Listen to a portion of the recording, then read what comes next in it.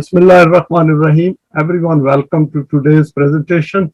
The topic is marriage, the Quranic perspective. And I've noted some references which may help to read more on this subject. Scope of this presentation. This will cover guidance. This will cover guidance prior to getting married, what a man and woman need to be in their self before deciding to make a commitment and embarking on this lifelong journey in the light of the Quran. It is assumed that there is absolutely no compulsion on the man or woman, both as adults, to enter this contract. It is with their full agreement and they are not being forced into it either outwardly or inwardly. If this is not the case, then the marriage will commence on a negative note. And finally, this presentation will not cover, for example, the divorce procedure, the procedure of marriage, for example, how the nikah should be organized, witnesses and the registration and those aspects, issues related to the non-Quranic system, intimate relations, issues related to sectarian Islam.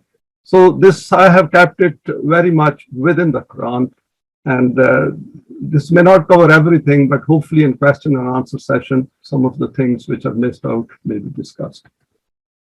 There are benefits associated with following the Quranic guidance and values, which can never be achieved without this guidance. So we should keep it in mind that the benefits which are associated with the Quranic value system, we cannot get them in a if we do not follow those values. Now over here I have quoted one quote from Allama Parvez. An animal child is only in need of physical nourishment from the mother or from the mother and father. It is not in need of any training. After physical nourishment, it becomes that which it was created to become. The offspring of a goat is a goat. But in order for a human child to become a human being other than physical nourishment, training is also required. This is that necessity for which the Quran gives great importance to family life. When examined closely, this reality becomes patently obvious that what we term as a society is actually the expanded form of a home. Then he further says, in the morning, homes expand and become a society, and at night the society shrinks and becomes confined to the homes. In the Arabic language, the word ummah is used for a nation. The Quran has also used the word ummah for the type of nation which it desires to shape, and that is called Jamaat of Momineen. So essentially, a husband and wife is the beginning of a Jamaat of Momineen. The word ummah is derived from which means mother. This means that the growth of the ummah takes place in the lap of the mother. This is the reason it wishes to make the home a model for this society, which it terms as an earthly Jannat for mankind. And it's taken from What is Islam, page 267. Now the presentation outline is meaning of Zauj, basic human psyche. These points have been covered before, but I thought just as a reminder, put these down. Ground realities, biological differences, procreation aspect of a marriage, cultural aspects, the law of requital and its awareness, some verses related to this aspect, family is a mini model of Deen, some finer points at the end, and then we will conclude it. Meaning of Zauj. Two things which are compatible with each other. For example, a pair of shoes, a day and night. These are called Zaujan. Each one of these will be the Zauj of the other. The plural of Zauj is Azwaj, and the root is given here. The real meaning of Zauj is a pair as opposed to an individual person. That is, it's not about one person. Hence, Zauj is that person who has a compatible companion, whether similar or comparable. Azwaj has appeared in relation to Jannat in the Quran, companions possessing purity of vision and heart and mutual harmony. It includes husband and wife. When two things are such that one cannot be complete without the other one, this is called the Zauj of the other. For example, two wheels of a vehicle are called Zauj of each other. From this meaning, Azwaj means those companions who have similar thinking, values, and outlook. This includes both men and women. According to the standard of the Quran, a husband and wife have to be the closest in thinking and outlook. Therefore, a husband is Zauj of his wife, and the wife is Zauj of her husband. And for this reference, also please, you can look at Lugatul Quran. Now, the next topic is basic human psyche. Man and woman need to know. Now, this will help if we know that what is our default position without guidance. First is that desires, emotions, and intellect, these are interconnected. That is outside the guidance of Wahi. We have desires, emotions, and intellect helps us to accomplish the desires and emotions. If we remember, Dr. Hamid Mia covered this aspect in his presentation quite well.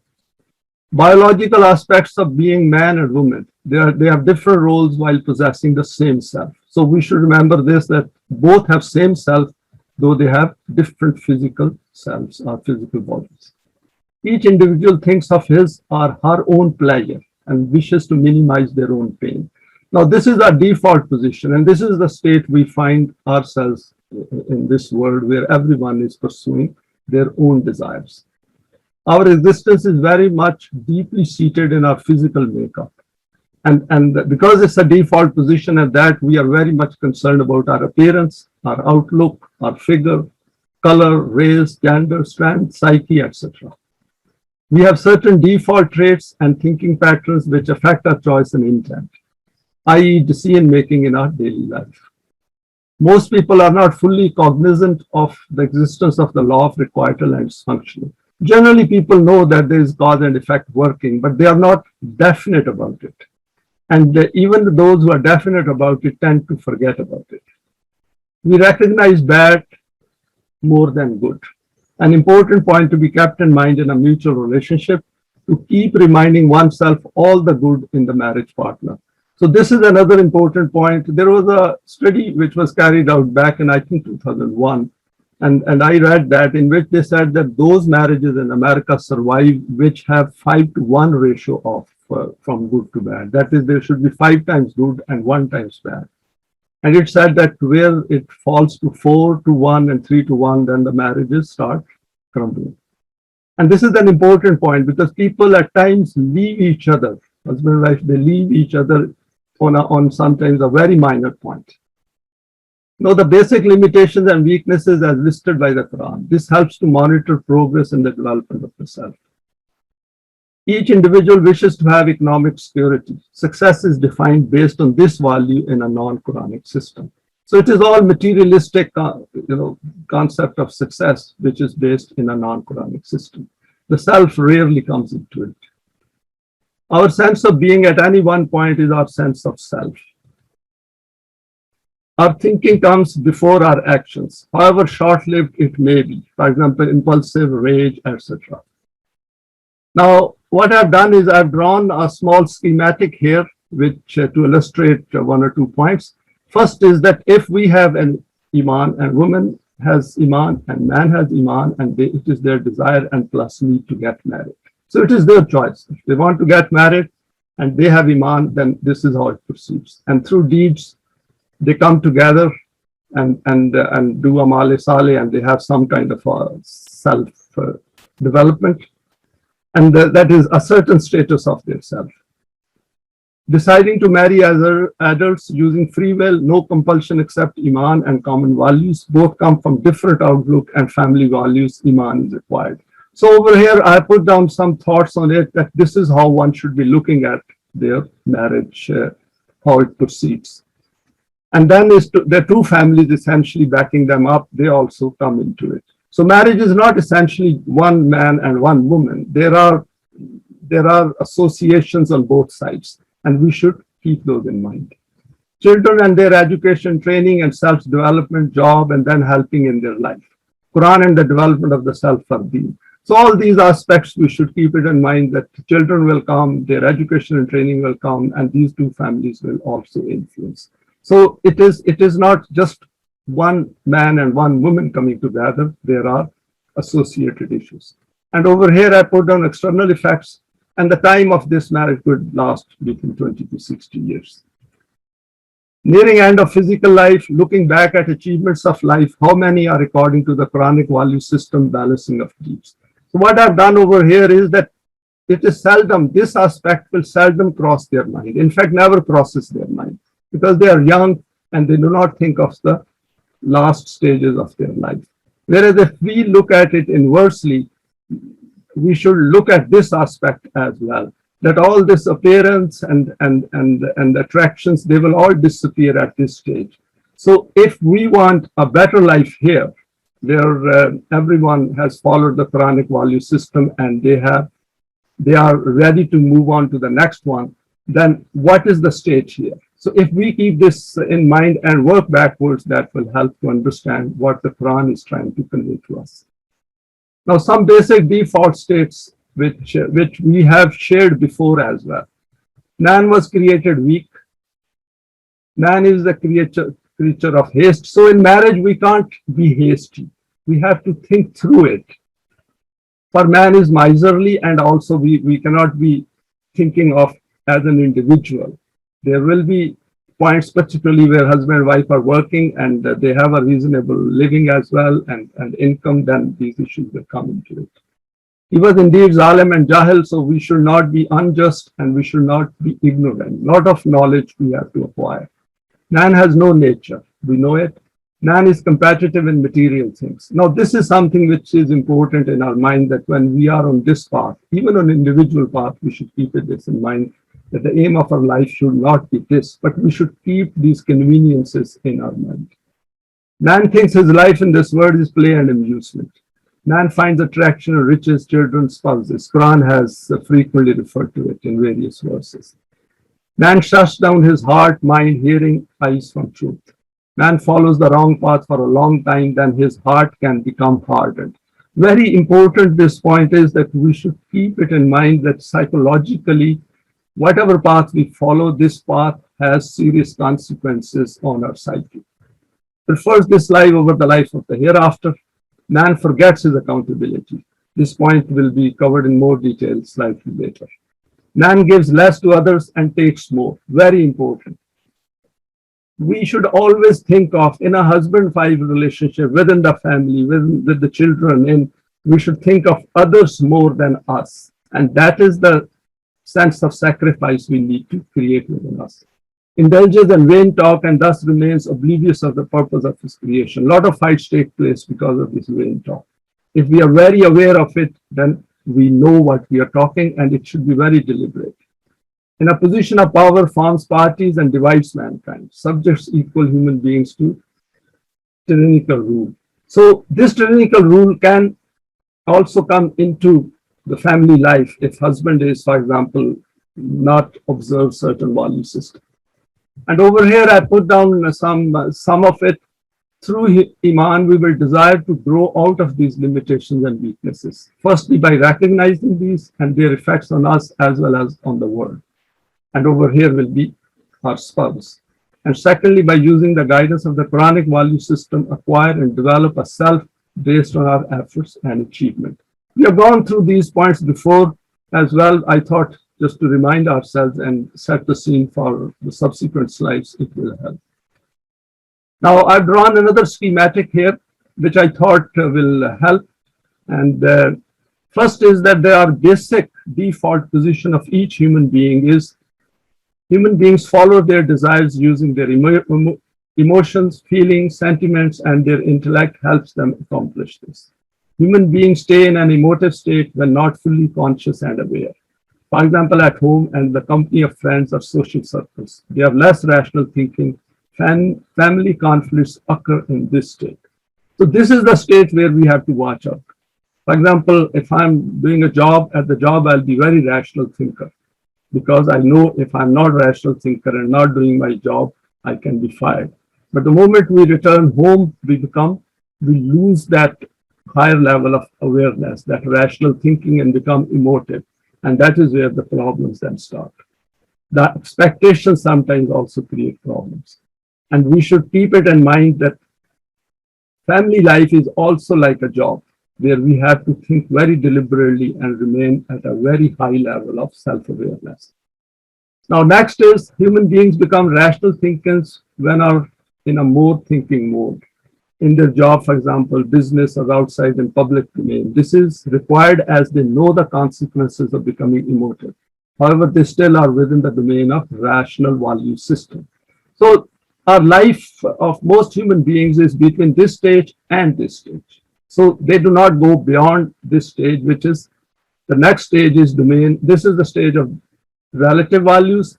The next stage, there is an invisible barrier, and that stage is the Quranic stage. That is, we have to make a deliberate effort to go through this barrier into this stage. The transition to the Quranic permanent values only occurs when human beings make a deliberate decision to acquire Eimaan first and then do Amal Saleh. This is an optional stage. Seeking guidance is the first step in this. So the benefits which are associated with this stage, we cannot get those benefits by remaining at these two stages. So we can see that once we reach this stage, we will understand both of these stages as well. So we get a very high level of self-awareness. Now, what are the ground realities of living in a non-Quranic system? First is education essential to know the word and the system of Deen. So we live in a non-Quranic system, so we should know what sort of an education system we have around us, in whichever country, whichever society we are. Educate means to support a family and its future increasing needs. These are realities of life. We have to know that we need money and the means of sustenance. Savings for rainy days. It's a capitalist system in which if there is no insurance, there is no welfare system of the state, we must have some kind of savings as well. Some kind of security also we want. We want to live in a place where nobody is bombing us and nobody is creating problems for us. Reliable and stable job we want. A short-term job also creates stress for the family. Ideally, both to be working part-time work. Now, work in today's world is important. And it's nice if women have that kind of qualification and education where they can find some commitment, because then it gives them some aim, particularly when the children are a bit grown up and not dependent on parents, especially when they are going to the school.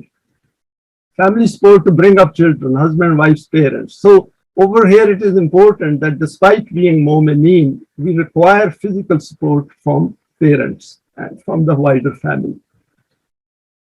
Means to help others, Amal Saleh. But at the same time, we should also be looking outwards. That hereafter should be in our mind as well, the bigger issues of life. In the case of a business, all above will apply. Be prepared to move or migrate. Remember, nothing is stable in a non-Quranic system. So we should always keep this in mind. Of course, this creates insecurity. And to remove that insecurity, then obviously we need the system of Deen. Basic needs of life, which includes means of sustenance, health, education, security, etc. The Quran has given full freedom to man and woman to make their choice. Culturally, across the world, men have a dominant status in this respect. Keep in mind taqwa as per 14. So that is something which we should keep it in mind, that men should be aware of it, that their dominant position because of the physical strength should not be used to exploit others, and which includes wife. Now, there are biological differences which I put down some points here. Both should keep in mind that woman has a self and man also has a self. Both selves are exactly the same when they acquire Eimaan. So this is something which we have to keep it in mind. All, as human beings, both are equal and they must recognize this aspect from the core of their heart and mind. Biologically, man is different as he has a different role. He is physically strong and they have different hormones for carrying out different duties in the physical world. Woman, after being a wife, has to fulfill the role as a mother. As hormones for that, women should understand that men do find attraction and there is a sexual element into it in them, and they should remain on guard and alert. Never give any chance, even inadvertently, to anyone which may be misunderstood. Men can be suspicious, so can be women. Be aware. Now, this creates horrendous problems within the Western society where there is a free mixing.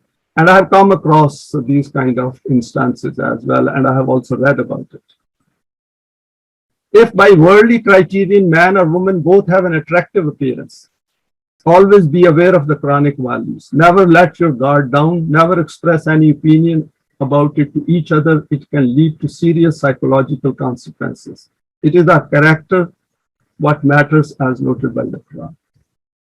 And then is whatever we get biologically at birth is not through our choice. So we should always keep it in mind that if some kind of a pride is within us, we should try to get rid of it. And second is, in any case, with age, all these things will disappear.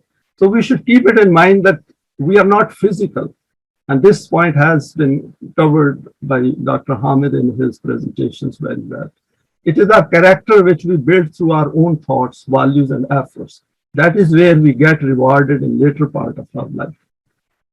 Now, procreation aspect of a marriage. This is an obvious outcome of a marriage. And if we are planning to have children, then we should keep some of these points in mind.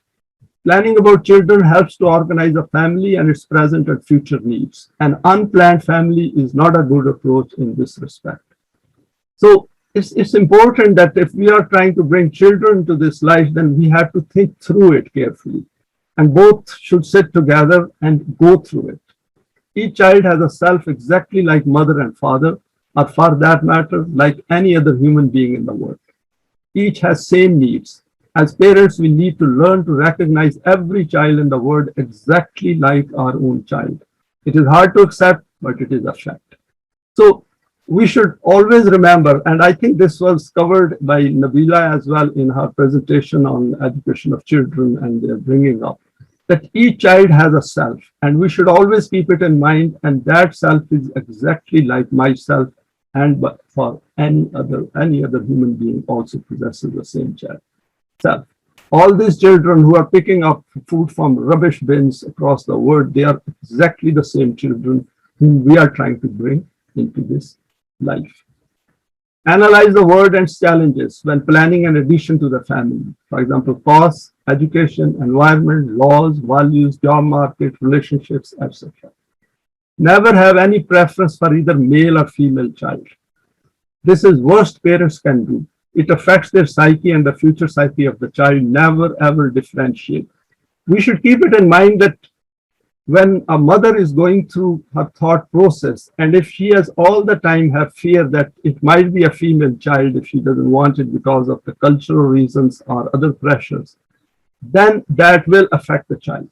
One, it will affect her own psyche as well. And third is, in any case, being Quranic, we should never ever differentiate between a male and a female. Both should be considered as blessing as well as a challenge. And never ever point it out to the children as well. If there are any underlying fears or some kind of a thought, equip your own self with the Quranic values before expecting children to have the same. Be ready with it before the child reaches that stage of learning. Expecting something from children and not doing own self is hypocrisy, and children understand it. This is very important, that if we expect children to understand what is Islam and what is Quran, then we must acquire that knowledge before passing on to them.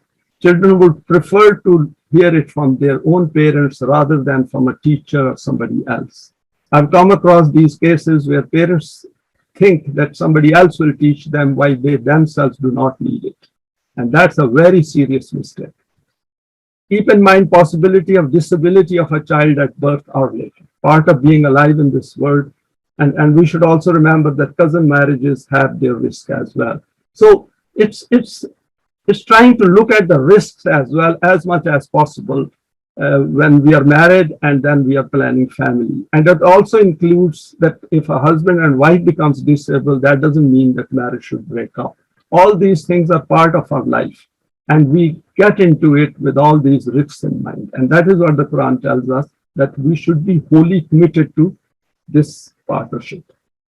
Children will also have choice and intent. Help them to use it within the Quranic values. Merely learning is not enough. Needing to teach them their application in real life scenarios on a continuous basis. Do consider adoption or supporting other children who need it as a possible option. When we help other children, this has a very positive impact on our own children. They understand that other children are also human beings like them. And in an unjust world, this is the beginning of learning about the Quran. The Quran continuously, we know, talks about helping others and keeping our means of our possessions available to others. Keep in mind that, like us, children will also have a life in the hereafter. They need to be aware of the significance of Eimaan and Amal Saleh. And this point will become clearer once we go through some of the verses. Now, culture brought up of men and women. Eimaan helps to move away from sectarian and social cultures. Previous beliefs and practices are difficult to give up due to issues with finding a suitable match. Take care not to accept those with false beliefs simply in order to get married. This is a huge mistake that human beings make. And if we have made that mistake, then live with it and be patient. Like many messengers of Allah, they lived with it until Allah's command came and they were separated from their wives. And the same went for Pharaoh as well. So we should keep it in mind that the Quran guides us on these aspects. And sometimes we are married and then we acquire Eimaan, and then obviously it has its own difficulties and challenges. Both partners need to be tolerant and give each other time. If there is no change, then try to learn to live with it. So one of the things is that if we have married someone who claimed to have Eimaan, and then we find out later on that Eimaan was to get married, then obviously we'll have to live with it and try to make some adjustments, but not compromising our own Eimaan. Be aware of the family roundabouts who still hold all these values and with whom social interaction will continue. So these are the difficulties we will have, and all of us who have come to the Quran, we know that when we come to the pure Quran, there are difficulties with others and with our siblings, with our family at large, with nations, with everyone else. With the arrival of children in the family, it is important their education is not affected. Minimum disturbance takes place in this respect. If a husband and wife have different beliefs and values, tussle will start, and it is bad for psyche of children. We should keep it in mind that sometimes people think that the problems between husband and wife do not affect the children. I can assure you this does, because I talk to my children and they pass on to me many problems of these children who are brought up in families with different psyches of mother and father. Children staying overnight with family members who are non-Quranic. It can be challenging as children then come home with views of a different kind of life under a different value system. We know that each family has their own value system, and a Quranic family has their own specific value system based on these values. So when children interact with others, then if the children do not have their own well-developed self, or at least the basics, then they are going to get infected or contaminated by other children and other families. But it takes time. In a secular system with a free-for-all environment, unless strong grooming is provided based on a rational analysis of the Quran, children may go off the rails. Now, let us look at the Law of Requital now, because this is the basis on which, this is that law on which everyone should know and be very conscious of it. This is the purpose of human creation. We have gone through this verse many times. 45:22. Every deed is accountable and our self develops in proportion to our deeds. Good and bad defined. Become well conversant with its functioning. Based on this law, understand the world around us. This helps to plan ahead. This law will become the basis for the relationship within the marriage. So husband and wife should be continuously aware of it, that whatever they are doing has consequences. All arguments, differences of opinion, expectations, hopes, desires, emotive reactions, etc. will need to be viewed in its light. All marital events should be analyzed using this law. Husband should always keep it in mind that he is not going to get away with what if he does something wrong. And same goes for doing good as well. So if we do a lot of good in our earlier part of life, there will be a lot of good in our later part of life. Remember, there is no correlation between the money spent on a marriage and its success. Prince Charles and Lady Diana's marriage was one of the most expensive of that time in 1981. It did not last long.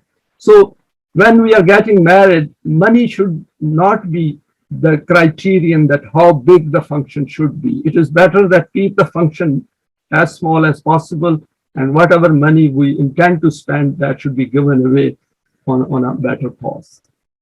Keep this law in front, both partners plus children, until the time comes to leave this world for the hereafter. And finally, it is a failure of the human intellect or self not to know the cause of an event and incident in its life and in the world. This I thought, I picked it up from one of Allama Pervez's verses, and he said that it is a failure on our part if we do not understand the cause of an event. That means we should make an effort. Our intellect should make an effort to find out the cause of every event and incident, not only in our life, but what is going on in the world. Now, over here, I've quoted some verses and we'll go through them which are relevant to today's talk. Obviously, there is far more to it. And this verse, we remember we have gone through it many times to 177. I'll not go through whole of it, but just as a reminder that this verse defines Eimaan extremely well. And we should keep it in mind that our consciousness is not going to expand. Our intellect is not going to achieve a higher lofty level if we do not have Eimaan. Man amana billahi wal yawmil akhir wal malaikati wal kitabi wal nabiyyin. And these 5 points are covered here. And then atal mala ala hubbihi, that if we do not understand that what are the problems in the world. So these are interrelated. We should be able to see what is going on in the world. And then it says, and I've listed these for your kin, for yatama, for masakin, for the needy, for those who become confined for some reason. And then this is the one which will take us to salat and the system of zakat. And this is how we make a commitment. So essentially, if we can have some kind of a commitment at husband and wife level, that we will work through it. And this will have two things. First is we will understand what Eimaan is and we will acquire it. And second is we will be putting our efforts in something which is bigger than just the physical existence. So that is important. And then Quran says to be firm and persistent in pain and suffering in all periods. And part of it is being married in a non-Quranic world is very challenging. So one should keep it in mind that there will be problems coming, but we have to face them and come out successfully. Now, potential husband and wife need to know it and keep reminding as well. So I will say that we should keep this mind all along and also teach our children in this verse what Eimaan is and what it means to live in this world. The next verse is from Surah Azab, and we have also gone through it. If we remember, Brother Ubadur Rahman Arai covered it in his talk on equality of men and women. And what this verse says is, Innal Muslimina wal Muslimate wal Mominina wal Mominaate wal Qanitina wal Qanitate was Sadiqina was Sadiqate والصابرين والصابرات والخاشعين والخاشعات والمتصدقين والمتصدقات والصائمين والصائمات والحافظين فروجهم والحافظات والذاكرين الله كثيرا والذاكرات أعد الله لهم مغفرة وأجرا عظيما.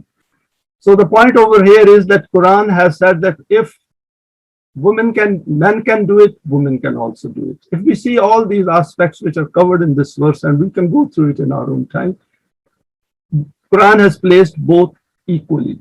And this should be the status of man and woman as well within a marriage.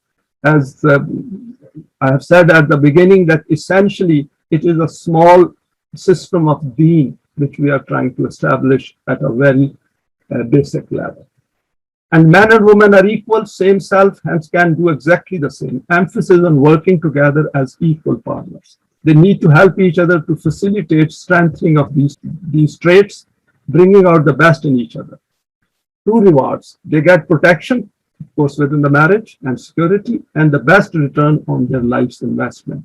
So this formula will never go wrong. If we make an effort on that, we will always get good results out of that, as Quran has said in many other verses. Now the next verses, which I thought is again very important. This was again discussed in our question answer session, if we remember, following Brother Ubaid's presentation. وَلَا تَنْكِحُوا الْمُشْرِكَاتِ حَتَّى يُؤْمِنَّ وَلَآمَةٌ مُؤْمِنَاتٌ خَيْرٌ مِّن مُشْرِكَاتٍ وَلَوْ أَعْجَبَتْكُمْ وَلَوْ تُنْكِحُوا الْمُشْرِكِينَ حَتَّى يُؤْمِنُوا وَلَا عَبْدٌ مُؤْمِنٌ خَيْرٌ مِّن مُشْرِكٍ وَلَوْ أَعْجَبَكُمْ أُولَٰئِكَ يَدْعُونَ إِلَى النَّارِ وَاللَّهُ يَدْعُو إِلَى الْجَنَّةِ وَالْمَغْفِرَةِ بِإِذْنِهِ وَيُبَيِّنُ آيَاتِهِ لِلنَّاسِ لَعَلَّهُمْ يَتَذَكَّرُونَ. Now, it is very interesting that this verse I have never seen in all marriages where nikah is taking place, any of the person who comes and conducts that nikah has ever narrated or recited this verse, which is very interesting. I did point to one and he got annoyed with me. Do not marry mushrikat until they have Iman. And Ama, I have written over here Ama, the word in itself, we can look at the root, which is normally translated as concubine or a slave woman. Who has Iman is better than a mushrika, even though she allows you. So the Quran over says is Iman is the basis for getting married. Nor marry to mushrikeen until they have Iman. And abd, this question came up whether abd is for slave or for our subject. It doesn't make any difference. We live in a society where everyone is an abd of the capitalist system. An abd moment who has Iman is better than a mushrik, even though he allows you. They invite you to fire, but Allah guides you to Jannat and protection as per His law and makes His signs clear to mankind so that they receive admonition. And with this also see the verses before and after as well. These start with Ya ayyuhallazina amanu. So it is within a system of Deen that this verse is falling in, appearing in the Quran. But we can apply it even in a non-Quranic system. Because if Iman we have, that is one ideology, if both husband and wife have same ideology, then the life will turn out to be very good as they live their life.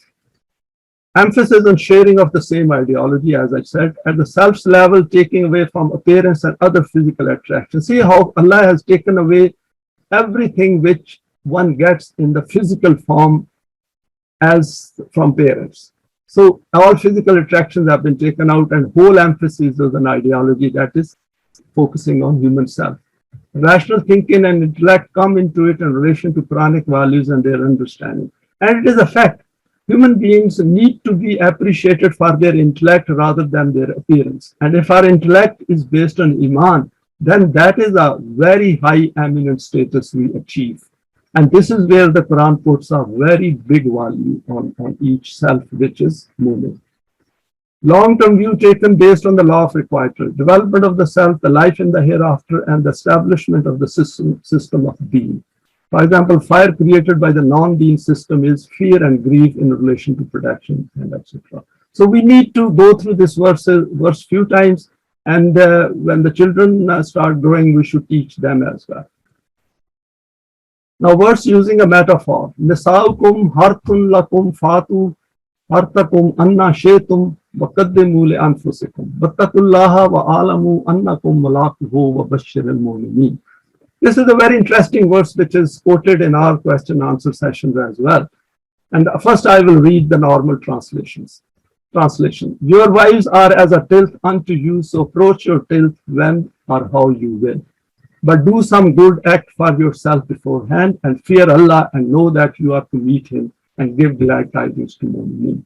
I was very uncomfortable with reading this verse for some time. So then an opportunity came and I discussed with Brother Asif Jaleel, and he's very learned. And we came to this alternative meaning. Your women folk are like your agricultural farms, so invest in their selves, education and training, zakat, to get the best product. This way send forward for the system of Deen for yourselves and become muttaqi as directed by Allah. And know that you are to meet Him as per law of requital, and there are glad tidings for Momineen. See, over here it is pointing towards a system rather than that sexual element which the normal translations are bringing into it. And we can discuss it further. If they establish the system of Deen based on full involvement of women folk, not the way it is now.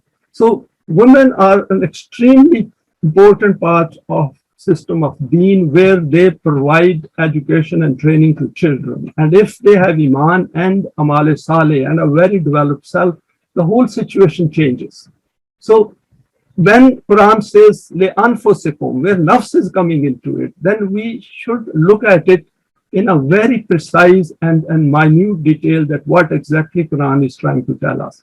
And if we look at the verses before and after, as I said, from 218 onwards, we'll see that everything falls into place, but this meaning rather than the first one.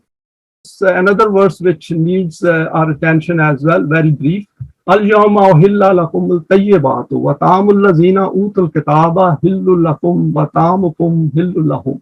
Wal musanatu minal mu'minati wal musanatu minal lazina utul kitaba min qablikum idha ataytumuhunna ujurahunna muhsinina ghayra musafihin wala muttakhizi akhzani wa man yakfur bil imani faqad habita amaluhu wa huwa fil akhirati minal khasirin. Now, this is the normal translation over here. This day are things pure made lawful to you. Not a subject of today's talk. The food of the people of the book is lawful to you and yours is lawful to them. Allowed are chaste women. So this is the important point, that allowed are chaste women who are Mominaat. See, the condition over here is Mominaat, exactly what is stated in 221, Surah Baqarah's verse.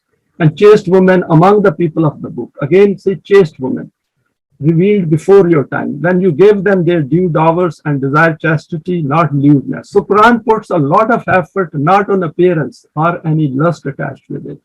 No secret intrigues. If anyone resorts to kufr, fruitless is his effort. Imagine this whole thing if not followed, and in 221, then we are essentially heading towards that. And in the hereafter, he will be in the ranks of those who have lost. So this is important, that we should keep it in mind, that what is the emphasis of the Quran in terms of the relationships between man and woman. Food allowed to facilitate interaction. This is part of the system of Deen, dissemination of the Quranic message. Now over here, I have put down some important point here. For marriage, it must be based on Eimaan and chastity.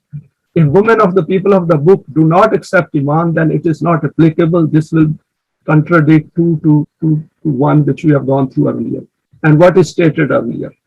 Permission given in relation to those given the book is not a command to do so. So over here, I have read quite a bit on this as well from Allama Pervez, and the level to which Allama Pervez attached these things, nobody else has done it, at least not to my knowledge. So what is stated over here is that it is a statement within the system of Deen, that if they are Utul Katab, those women who are more, who must be Muhsanat. But my view is that if we say they are without Eimaan, then they will contradict this verse, 2:1 of Surah Al-Baqarah. But I leave it to everyone else to think about it. My own view is, after reading this guidance, never ever go for someone who doesn't have Eimaan. Doesn't matter. That should be the bottom line, which should define the religion. If this is not followed, then deeds will go wasted. Declare this to be kufr. Imagine how over here, waman yakfur bil iman, and Quran says, faqad habita amaluhu. It is not to be taken lightly. It is not a joke.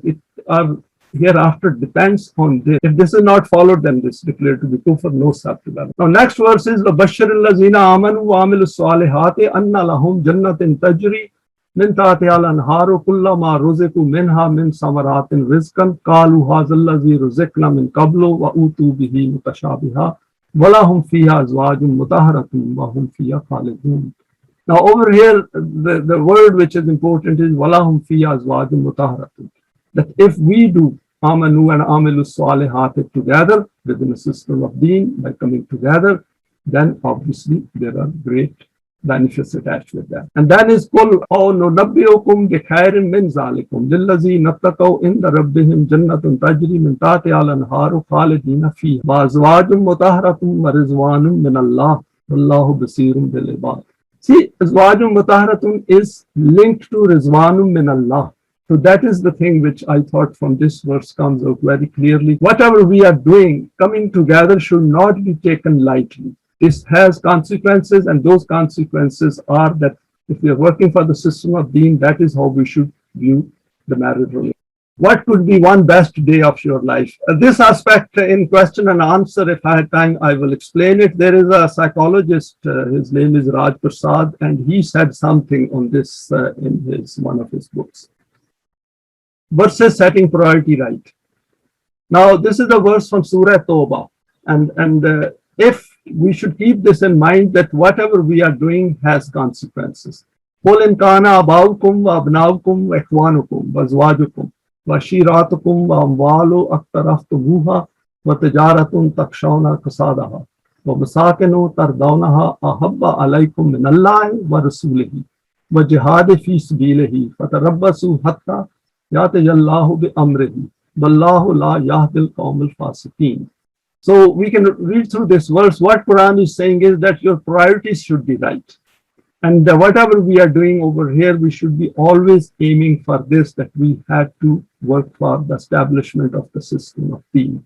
It is not merely coming together. Even like this platform we are using and coming together, we should keep it in mind that we have a very high purpose in front of us. Otherwise, we'll end up in qawmul fasiqeen. Wallahu ja'alakum min anfusikum azwajum wa ja'alakum min azwajikum banina wa afadatan wa razaqakum min al-tayyibat. Afa bil batili yu'minuna wa bi ni'matillahi hum yakfurun. Over here, Quran says Allah made for you mates of your own kind. Of course, Allah relates it to Himself, and made for you out of them sons and daughters and grandchildren. So Quran says that whatever you are doing, you're bringing up children, fine.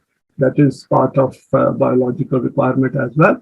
But remember, and provided for you sustenance of the best. And then Quran says that be careful. Will then have Eimaan and Batil and do kufr to bounties of Allah, that if this is being done outside the values of the Quran, then we are not on the right path. Then we are not on Sirat al-Mustaqim. Then we are essentially living a life just like everyone else who is not following the. Now, some verses over here, Jannatu Adnin yadkhulunaha wa man salaha min abaihim wa azwajihim wa zurriyatihim wal malaikatu yadkhuluna alayhim min kulli babin. So Quran over says, if you are spending a life by being together based on Eimaan and doing righteous deeds, then we are actually heading for a Jannat in the hereafter. And of course, even in this life, they will have the support of Malaika. And if they are working for the system of Deen, which they should be, then success will come their part. وَمِنْ آيَاتِهِ أَنْ خَلَقَ لَكُم مِّنْ أَنفُسِكُمْ أَزْوَاجًا لِتَسْكُنُوا إِلَيْهَا وَجَعَلَ بَيْنَكُم مَّوَدَّةً وَرَحْمَةً إِنَّ فِي ذَلِكَ لَآيَاتٍ لِقَوْمٍ يَتَفَكَّرُونَ. Now, over here, sometimes we read this verse and we think that this letaskunu, where Quran says that you may dwell in tranquility with them, this we have to work for it. It doesn't come automatically that somehow if we come together, there will be peace and tranquility within the family. This is not a one day's job. It has to be done every day for the rest of our life. And that is how we get the results in the later part of life and of course in the hereafter. So these things we should keep in mind, that bainakum mawaddatan wa rahmatan. This mawaddatan wa rahmatan has to be worked for. We have to seek it. We have to achieve it. And over here the Quran sums it up by saying that those who do reflect on it, they can find the answer. And then is qulna yadamu inna haza dhummul laka wa li zawjika fala yukhrij jannakuma min al jannati fatashka. So over here, this in fact relates to this as well. We can look at it, that this is in relation to Adam and his wife at the beginning. If you remember, they both got out of the Jannat, the metaphorical Jannat. And over here, Quran says, "O Adam, verily this is an enemy to you." That is their own desires, which is portrayed as Iblis and Shaitan, and your wife. So let him not get you both out of Jannat, so that you are landed in misery. If we read this verse in an inverse manner, then we will see that if we have landed up in misery in this world, then essentially what we have done is we are following this enemy against which Allah had already warned us.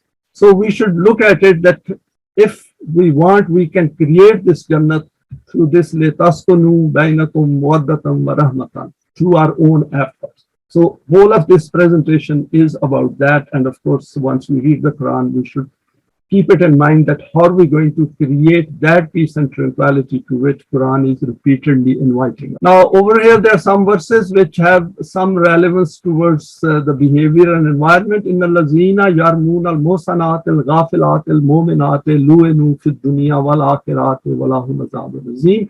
So if we are following this path, we should remember that Quran takes a very serious view of those who are Momin and Mominaat, and if they are in any way slandered or abused in some ways, or smearing is done, and so we should keep it in mind that we have a very high responsibility, and something, and this is also for the system of Deen, and there has to be a very severe punishment for that as well. And these things should be made very clear.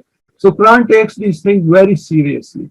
So in relation to that, we should try to understand this point and our own significance as Momin and Mominaat. قل للمؤمنين يغضوا من أبصارهم ويحفظوا فروجهم ذلك أزكى لهم إن الله خبير بما يصنعون. Now the next verse is about women as well. I thought just to share one verse. Say to Momineen that they should lower their gaze and guard their modesty. See over here, Quran makes it very clear that there is no face covering. The issue, all issues are created by our own system, the man-dominated system. Over here, Quran says that we should keep our eyes and our own perceptions and our own inner thoughts within our control. Absarihim. It's not about that we can let them go right and left and whatever we think. Once we have Eimaan, then we should be all the time guarding it. And from there, then we guard our modesty. See, Yafazu Furujahum. Zalika azka lahum, and this is how Yuzakki him will take place. So these things should not be taken lightly. And Allah khabirum bima yasnaun, and by saying yasnaun, Quran has clearly said that whatever your mind, your intellect is doing, we know it will have an effect on your psyche. So if we are thinking of developing ourselves to a very high level, then we should guard against this aspect. And this is important in the context of marriage life as well and as a general point. Now this verse these verses, the two I included in after I had a discussion with one of our senior members in Lahore, who's got a very good grasp as well. And he told me something very interesting. It was after our convention in 2019. Is qalate amratu Imrana Rabbi inni nazartu laka ma fi batni muharraran fatakabbal minni innaka antas samiyul alim. Now this is in relation to the birth of Hazrat Maryam, and her mom is that she is quoted over here. Behold, a woman of Imran said, "O my Rabb, I do dedicate unto you what is within me for your service. So accept this of me, for you are Sami and Ali." I have just put it directly into it. That is, Allah listens, and of course he is knowledgeable, omniscience. Now the point over here is that mother of the Maryam is thinking that whatever the child she is carrying will be dedicated towards Allah's path, and it indicates that she might have some kind of an inkling that if it is a boy. Now what Quran says is falamma waza'atha qalat rabbi inni wazatuha unsa. So what happened is that a girl is born. Wallahu a'lamu bima waza'at. And Quran over here says, which I have highlighted, that Allah knew what she is going to bear. And the beauty over here is, which we might not have noticed, Walaisa zakaru kal unsa. Quran does not say that the woman cannot be like a boy. The Quran over says this, the boy cannot be like a woman. So this is the point I thought, which Brother Allah Ditta in Lahore pointed to me. Wa inni samatuha Maryama wa inni uizuha bika wa zurriyataha minash shaitanir rajim. I will not go into the detail of that. Over here, what I put down is, and Allah knew best what she brought forth, and the male is not like the female. So this is the point which we should keep in mind, that woman has an extremely important role if we look at it from Allah's perspective. So we should not take it very light. She is not there to please man. And she should also intrinsically understand that she has her own self. And the body she has has an immense importance in the creation of this universe. Family is a mini model of Deen. Now over here I put down some points which I would like to share with you. Two individuals biologically different but with same self agree to bring up future generation together based on a common value system. The value system is based on the Quranic permanent values. Both have been given intrinsic respect and dignity with choice and intent. Both are subject to the law of requital, hence both have a life in the hereafter in this world as well as the life after death. When a child arrives being biologically fragile and vulnerable and with a self, it requires priorities just like yatim and miskeen in the system of Deen. So we should keep this thing in mind, that when a child arrives, he is yatim and miskeen, he or she, and parents devote everything towards them. If you see any committed parents, you will see they will absolutely give up their sleep, they will give up everything to look after that child. And this is how a small system of Deen should be.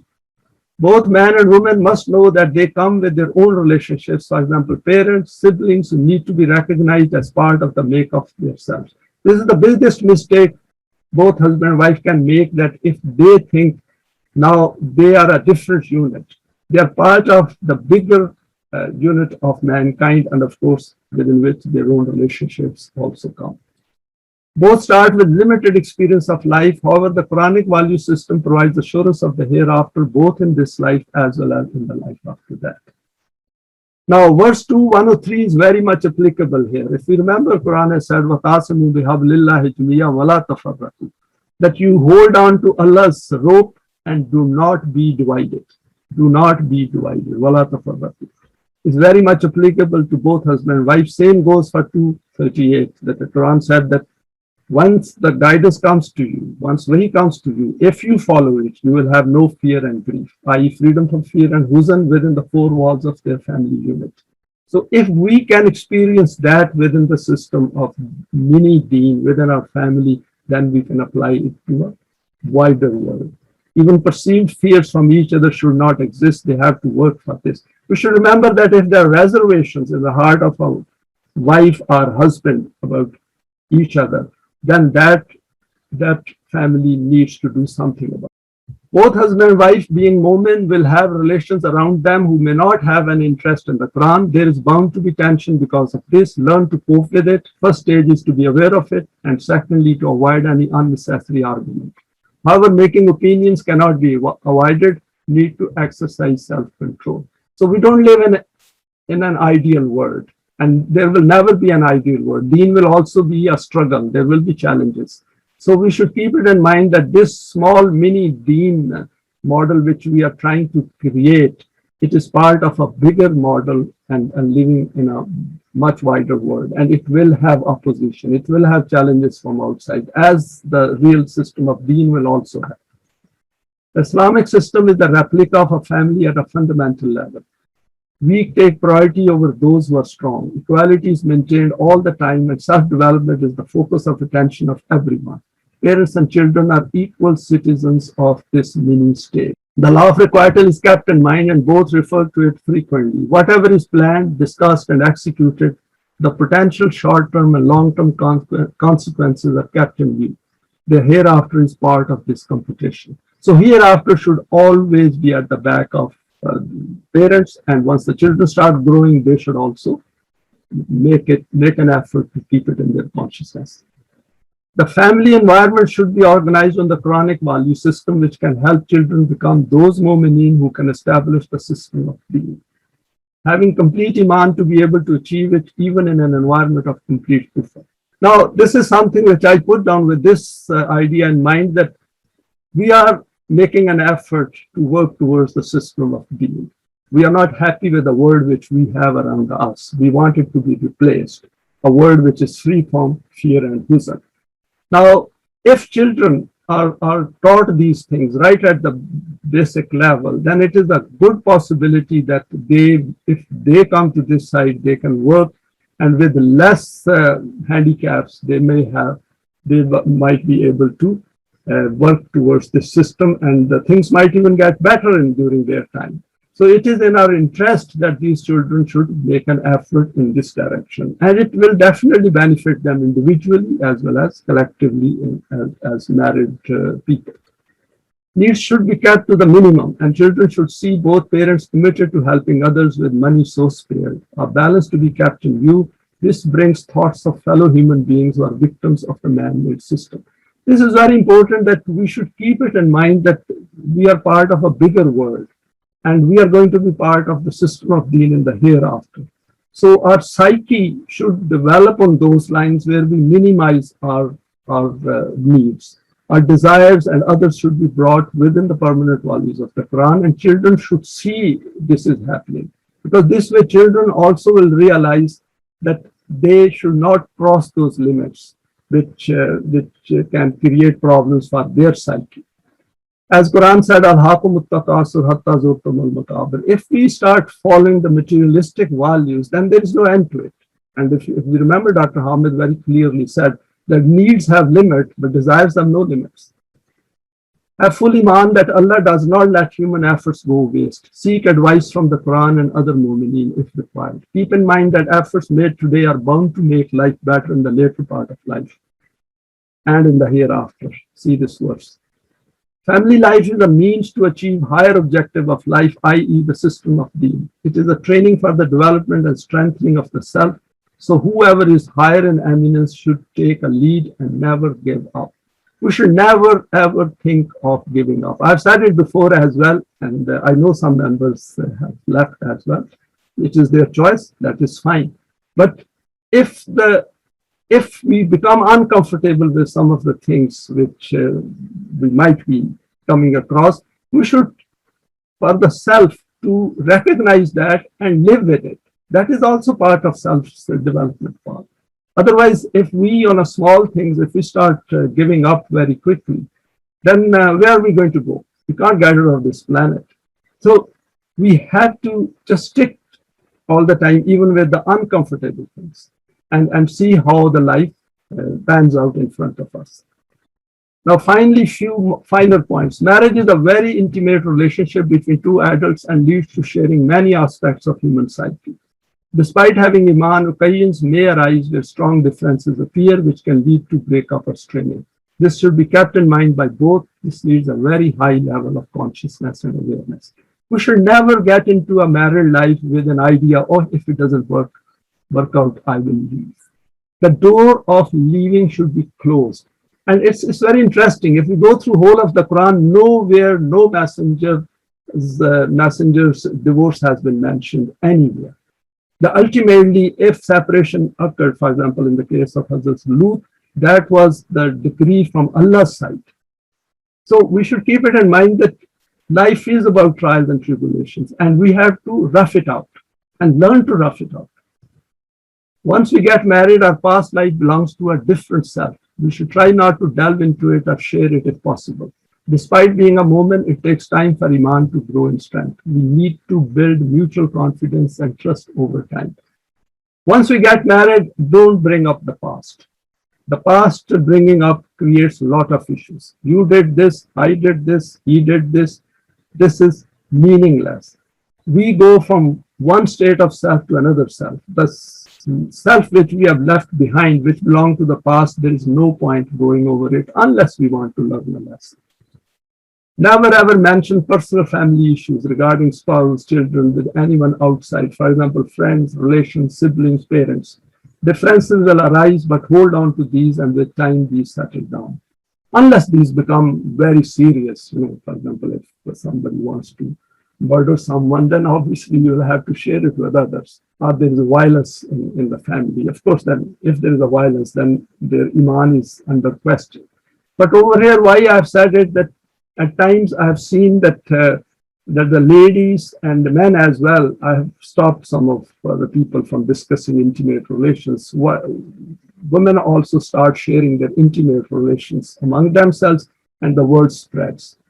Verse 134, we should keep it in mind that we should direct our energies to the positive side. If we get annoyed, we get unhappy, we become emotional, direct that energy to something positive.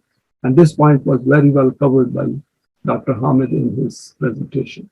Keeping family secrets within it strengthens the relationship. In any case, Quranic people should avoid sharing with those who are non-Quranic. This is the bottom line. Avoid backbiting, as this leads to degrading of the self. Matters which are of no concern to own family, no need to talk about these. Any thoughts should be bypassed and attention should be focused on some positive deed. One of the things we should keep it in mind is that we live in a non-Quranic system in which these things will not be taught. We have to learn it through the Quran and maximize and optimize our output and develop ourselves as rapidly as possible. Keep it in mind that nobody is going to teach me. I have to teach my own self. Of course, now we have got this platform where we are trying to come up with those points where we can get education, training, and purify ourselves. Children should be trained right from an early age to never mention family affairs outside. This space Children should be, right from beginning, we should tell them that not to discuss that. Firstly, we shouldn't have anything within the family where they need to discuss it with others, but they should also be trained. This helps them to grow to maturity rapidly. Explain to them the reason for this. All advice and instructions should be explaining the reasons on which these are based. While carrying out any family commitments, keep in mind that this is the new family to start another new commitment. Balance is absolutely essential. The previous responsibilities should not be abandoned. This, we should keep it in mind, both husband and wife should keep it in mind that this man with whom I am getting married and this woman with whom I am getting married, they are coming from a certain family setup and they had certain responsibilities with that family as well. And there is nothing wrong with that. Quran encourages us to carry out our commitments and responsibilities. Women should not become upset or try to oppose if husband is trying to support his family to stand on their own feet, and vice versa. There will be a time where wife's parents might have to stay with them. For example, there are parents who only have daughters. And similarly, husband's parents might have to stay with them at some later stage in life. So we are making a total commitment to develop ourselves within the Quran for the hereafter, not only of this life, but of the later life. And in any case, supporting parents have very good impact on our own children, who when see that their own parents supporting their own parents, then later on when we grow old, our parents will use that example to support us. So it becomes a culture and it becomes part of our belief system. So if we want to invest in later part of our life, then we should keep these points in mind. I've seen people having great problems where the husband fails to accept the responsibilities of what wife has come with certain commitments and vice versa. Being Momineen, this is an additional responsibility of a very high order. Husband and wife should display better understanding in this respect. And we know Quran has repeatedly said, do good to your parents. And when I say parents, remember we have covered it previously.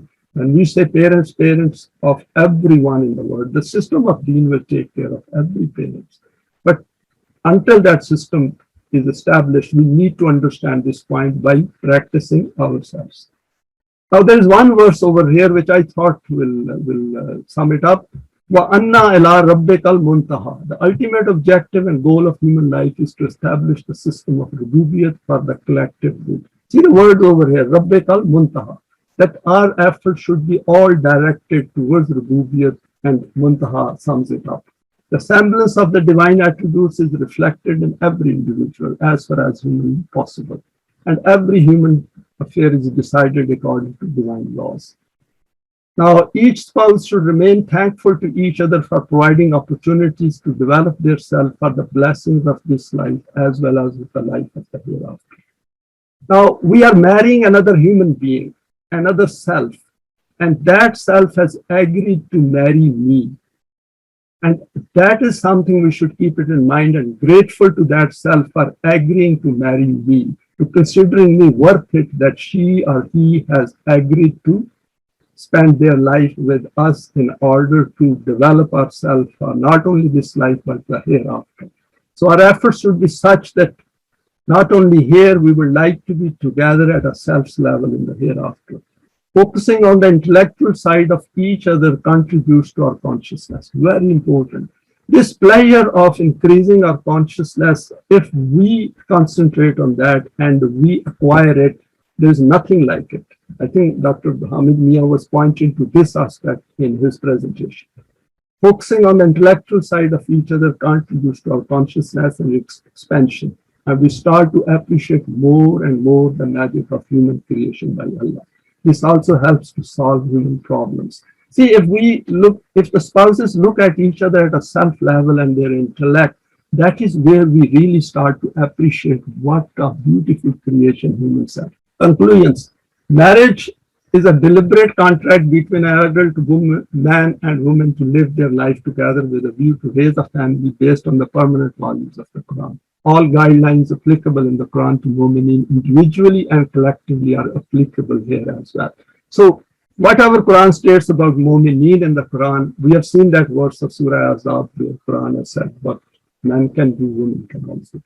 So we should keep it in mind that essentially whatever is applicable within the Quran is applicable to husband and wife.